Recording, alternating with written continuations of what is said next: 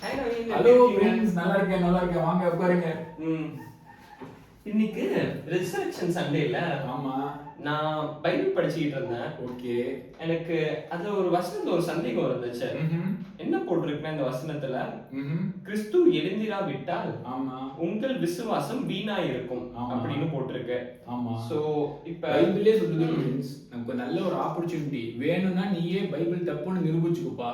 ம், கிறிஸ்து மட்டும் எழலன்னா திரும்பி மரிச்சு மறுபடியும் எழும்பலன்னா நீ உன் இஷ்டப்படி வாழ்ந்துக்கோ, ம். நீ பைபிளை நம்புறதே வேஸ்ட்னு சொல்லுது பைபிளே.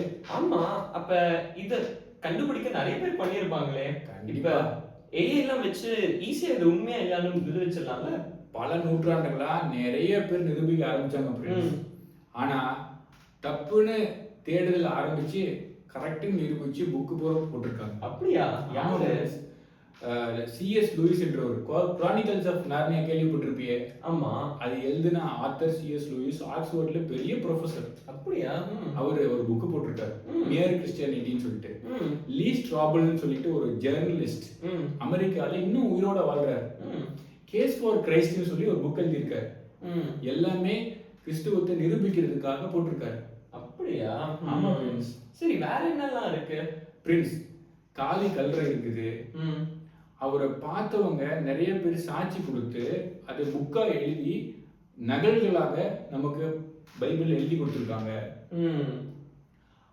சீசர்கள் இயேசுவின் சீடர்கள் எல்லாருமே சாகும் கூட தயாரா இருந்தாங்க. ம். தங்க உயிரையே எல்லாரும் 12 பேரும் மாய்த்து அந்த உண்மைக்காக நின்றுருக்காங்க. ஆமா. ம். ஒரு பெரிய கலாச்சார மாற்றமே வந்துச்சு பிரின்ஸ். ம்.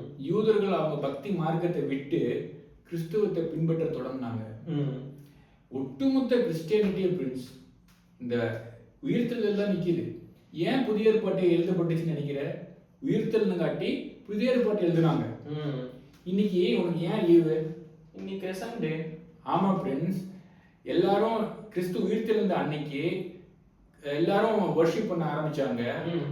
அந்த அன்னைக்கு அப்படியே லீவ் வந்துருச்சு, உலகம் ஃபுல்லா சண்டே, அதனால தான் லீவ் இருந்துச்சு. அப்படியா? இது எனக்கு இவ்வளவு தெரியாது. ஆமா ஃப்ரெண்ட்ஸ், நான் சொல்லிட்டே போலாம். ம். இவ்வளோ காரணங்கள் உயிர்த்தெழுதலுக்காக எழுதப்பட்டிருக்கு. எல்லாம் வந்து போய் பார்த்து தெரிஞ்சுக்கோ. கண்டிப்பா. சரி, இது இருக்கட்டும். அது 2000 வருஷத்துக்கு முன்னாடி நடந்தது. ஆமா. இப்ப நம்மளுக்கு அதனால என்ன நம்மளுக்கு பயன்? நீ வாசித்த வருஷத்தை மறுபடியும் படி ஃப்ரெண்ட்ஸ். எழுதியிருக்கு, கிறிஸ்து எழுந்திராவிட்டால் உங்கள் விசுவாசம் வீணாயிருக்கும். நீங்கள் இன்னும் உங்கள் பாவங்களில் இருப்பீர்கள். உங்கள் பாவங்களை விற்பீர்கள் அப்படின்னா அந்த பாவத்துக்கு ஒரு விமோச்சனமே இல்லை அப்படின்னு அர்த்தம். இந்த பாவத்திலேயே நம்ம வாழ்ந்திருப்போம். பாவம் என்ன பண்ணும்? கடவுள் இடத்திலிருந்து நம்மை பிரிக்கும். ஆமா. நித்தியமாய் கடவுள் இடத்திலிருந்து நம்ம பிரியறது தான் மரணம், சாவு. அந்த சாவுக்கு நம்ம போயிடுவோம் ஃப்ரெண்ட்ஸ். ஆனா இயேசு உயிர்த்தெழுந்ததுனால பெரிய ஒரு நம்பிக்கை. இன்றைக்கு நம்ம கண்ணை மூடினாலும் அங்கேய கடவுள் பிரசன்னத்துல கண்ணை திறப்போன்ற ஒரு பெரிய நம்பிக்கை நமக்கு உண்டு. சரி, அதனால ஃப்ரெண்ட்ஸ் நம்ம வந்து இந்த உயிர்த்தெழுதலை நம்புறது ரொம்ப அவசியம். அது நமக்கு ரொம்ப ஒரு நம்பிக்கையை கொடுக்குது. சரி சரி, இப்பதான் புரிஞ்சது. ஆமா friends. Happy Easter, happy resurrection Sunday. Happy resurrection Sunday. Thank you.